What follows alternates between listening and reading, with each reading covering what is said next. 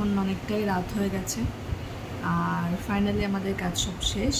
আমি লাস্ট 3 দিন ধরে সকাল 10:30 11টার সময় বেরিয়ে যাচ্ছি আর রুমে আস্তে আস্তে তোমার 6:30 7টা, কোনো দিন 7:30 এরকম বেজে যাচ্ছে।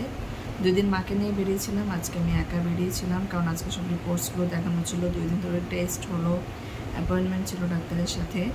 তো এই 2 দিন আর কোনো ব্লগে কিছু সেভাবে ক্যাপচার করিনি কারণ একই সেই সবার চেম্বারে যাওয়া, আলোচনা করা আর আসা, এটা আমি আর কি দেখাবো। তার জন্য আমি সেভাবে কিছু নিইনি আর এর বাইরে তো আমি আর কিছু করিনি, কোথাও যাইনি। তো আজকে সব শেষ হলো, সব রিপোর্টস পেলাম সব কিছু।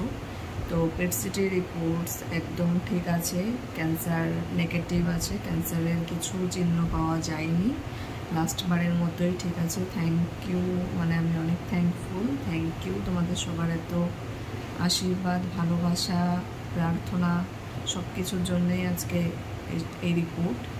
তো থ্যাংক ইউ টু বুবু। আর এভাবে ভালোবেসে এভাবে প্রার্থনা করো সবসময় মায়ের জন্য, যেন সববারই প্রতিবারই রিপোর্ট নেগেটিভ আসে, যেন কখনোই কোনো কিছু আর পাওয়া যায় না। আর বাকি কিছু প্রবলেম রয়েছে যেগুলোর জন্য ওষুধ দিয়েছে, সাইডের কিছু সাইড ইফেক্টস, সেগুলো নিয়ে প্রবলেম। তো আবার আমাদের ফলো আপে আসতে হবে 4 মাস পরে, তখন আবার সেগুলো নিয়ে আলোচনা হবে, আবার তখন স্ক্যান হবে। আপাতত আমাদের কাজ শেষ। তো আমরা কালকে একদম বাড়ি ফ্লাই করে যাচ্ছি, কালকে দুপুরে ফ্লাইট। তো এখন আমার কোনো প্যাকিং করা হয়নি কারণ আমি এসে এত টায়ার্ড হয়ে গেছিলাম, সারাদিন আমি কিছু খেতে পারিনি, খাওয়াটা হয়নি, এই হসপিটাল করতে করতে আর হয়ে ওঠেনি।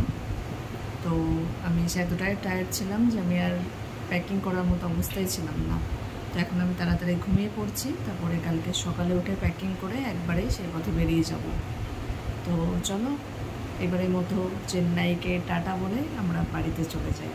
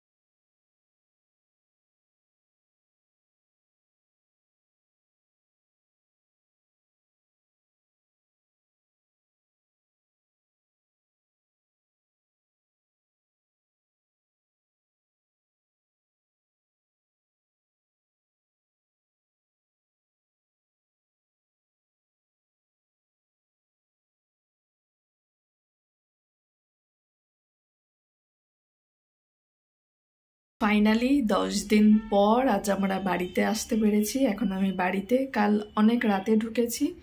বাড়ি ঢুকতে ঢুকতে 10:30 বেজে গেছিলো, কারণ ওখানে নেমে আবার আসা এতটা রাস্তা কলকাতায়, মানে দমদম এয়ারপোর্ট থেকে। তো রাস্তায় একটু আসার পথে আমি কুলপুকুরে নেমেছিলাম। কুলপুকুর আমাদের এখানে একটা মায়ের মন্দির আছে, তো সেখানে নেমেছিলাম। কারণ আমি যাওয়ার সময় বলে গেছিলাম যে সেই প্রথমবার যখন মায়ের ট্রিটমেন্টের জন্য গেছিলাম, তখন আমি বলে গেছিলাম যদি সব কিছু ঠিকঠাক থাকে তো তোমার সাথে মাকে দেখা করিয়ে নিয়ে যাব। তো যাওয়ার সময়, মানে এবার চেন্নাই যাওয়ার সময় হয়নি, আমরা এবার চাকদা দিয়ে গেছিলাম, তার জন্য হয়নি। কিন্তু ব্যাক করার সময় জানি না হঠাৎ করেই মানে গাড়িটা কুলপুকুর মন্দিরের সামনেই স্লো হয়ে গেল, আর আমি দেখে বুঝতে পারলাম এটা মন্দির, তো ওখানেই দাঁড়িয়ে পড়লাম। দাঁড়িয়ে আমরা একটু দেখা করে আসলাম, তো তার জন্য একটু লেট হয়ে গেল। তো খুব ভালো লাগলো দেখা করতে পেরে। তো সব কিছু করে আস্তে আস্তে তার জন্যে দেরি হয়ে গেল, রাত হয়ে গেল। তো ফাইনালি বাড়িতে, আর আমার বেডে আবার ব্যাক। এই যে বাড়িতে আসা আর বাড়ির এনভায়রনমেন্ট পাওয়া, আর এই সবশেষে নিজের খাট, এটা একটা শান্তি, মানে চরম শান্তি। এই অন্য জায়গায় গিয়ে এই শান্তিটা পাওয়া যায় না। তো ফাইনালি রিলিফ লাগছে যে সব কাজ করে এসে বাড়ি আসতে পেরেছি। আদারওয়াইজ মা ভালো আছে, ঠিক আছে, সব রিপোর্টস ভালো এসছে, কোনো চিন্তার কোনো কারণ নেই। তো এভাবেই তোমরা পাশে থেকো, ভালোবাসাই, সবার আশীর্বাদে আমাদেরকে মনে রেখো সব সময়। তো চলে এসেছি বাড়িতে, সবটুকু জার্নি তোমাদের সাথে শেয়ার করলাম দেখলে। এখন আমি আবার আমার নর্মাল লাইফে ফিরে যাই, রেগুলার লাইফে ফিরে যাই। ওখানে গিয়ে তো আমি হাইপার অ্যাক্টিভ হয়ে যাই, অ্যাবনর্মাল লাইফে ঢুকে যাই। এখন আমি আবার আমার নর্মাল লাইফে আসি, ব্যালেন্স করার চেষ্টা করি সব কিছু। আবার আমি আমার পড়াশোনায় ঢুকে যাই, কারণ সামনে আমার পরীক্ষা আছে। তো চলো আজকে ব্লগটা এখানেই শেষ করছি, দেখা হবে সামনে আবার নতুন কিছু ব্লগ নিয়ে। সবাই ততক্ষণ ভালো থেকো, সুস্থ থেকো, নিজের খেয়াল নিও, প্লিজ নিজের খেয়াল নিও, কারণ হেলথ সবার থেকে বেশি ইম্পর্টেন্ট। তো দেখা হচ্ছে নেক্সট ব্লগে। টাটা।